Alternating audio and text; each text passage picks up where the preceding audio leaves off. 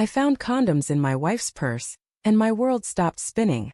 It was like someone had yanked the air from my lungs, leaving me gasping in the middle of our quiet kitchen. I'm just a regular guy, Mark, 34, married to Sarah for 6 years.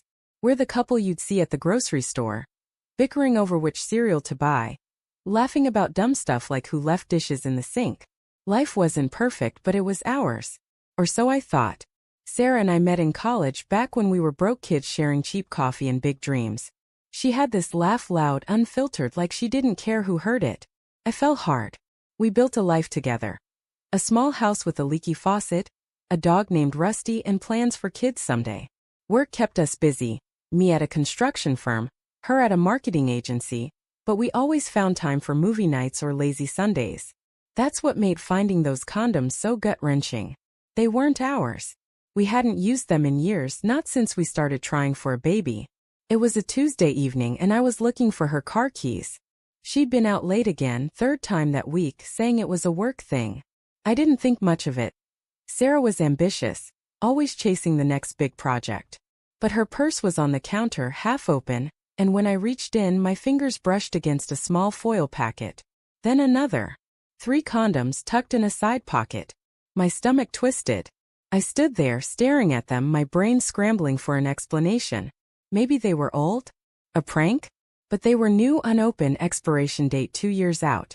I didn't confront her right away. I couldn't. My mind was a mess, replaying every late night, every vague excuse. She'd been distant lately, less talkative, always on her phone. I chalked it up to stress, but now those moments felt like puzzle pieces snapping together. I shoved the condoms back in her purse and went to bed, lying awake until she slipped in at midnight, smelling faintly of wine. The next few days I watched her like a hawk. Every smile, every text she sent, every time she said, "Love you," felt like a lie I was too scared to call out. I started noticing things. Her purse was always with her now, like she was guarding it. She'd laugh at messages on her phone, then lock it fast when I got close. Once I asked, "Who's texting you so late?" She shrugged, casual as anything, and said, "Just work stuff." But her eyes darted away, and I felt that twist in my gut again. I tried to talk myself out of it. Maybe I was paranoid. Maybe there was an innocent reason. But doubt is a poison. It creeps in, spreads, and soon I was checking her purse again when she was in the shower. The condoms were still there. I don't know what possessed me, but I took them out and replaced them with something else. A small folded copy of our wedding photo. The one where she's laughing, her veil slipping, and I'm looking at her like she's the only thing that matters. I wanted her to see it, to remember. That night I cooked dinner, trying to act normal while my heart pounded. She came home, tossed her purse on the couch, and we ate spaghetti in near silence. I kept stealing glances at her, waiting for her to check her purse, but she didn't.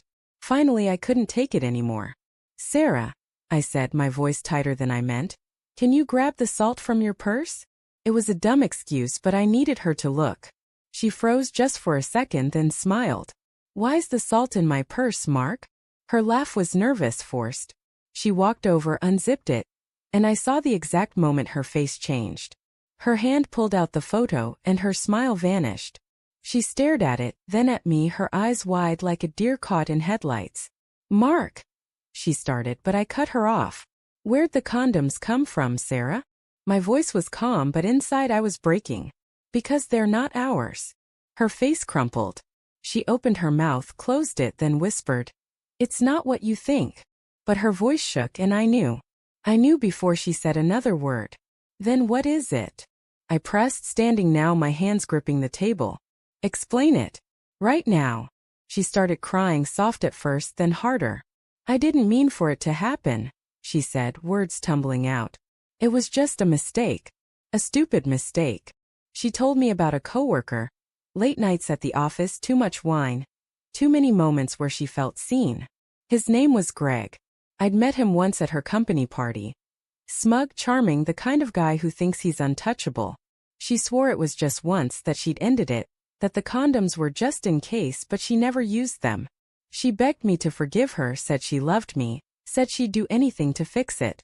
I wanted to scream, to throw something, but I just stood there, numb. The woman I loved, the one I'd built a life with, had betrayed me. And the worst part? I still loved her. Even in that moment with my heart in pieces, I wanted to believe her. I didn't yell. I didn't leave. I just picked up the wedding photo from her hands and said, "This is who we were. I don't know who we are anymore." Then I walked out to the backyard, Rusty trailing behind, and sat on the porch until the sun came up. The days after were a blur. Sarah cried a lot, promised to quit her job to go to counseling. I didn't know what to do. Part of me wanted to fight for us to rebuild what we had. But every time I looked at her, I saw those condoms, that photo, her guilty eyes. I started sleeping in the guest room, and she stopped pushing me to talk. We were ghosts in our own home, passing each other without words. One night I found her sitting on the couch, holding that wedding photo, tears streaming down her face. "I ruined us, didn't I?" she whispered. I didn't answer. I couldn't. Because she had, but so had I, by trusting too much, by ignoring the signs, by thinking love was enough. I don't know what's next for us. Maybe counseling, maybe divorce. I still love her, but love feels different now, like a house with cracked walls. I keep that wedding photo on my nightstand, not to hurt myself, but to remind me of what we promised, and what we broke. Some betrayals you see coming. Others sneak up, hidden in a purse, waiting to tear your world apart.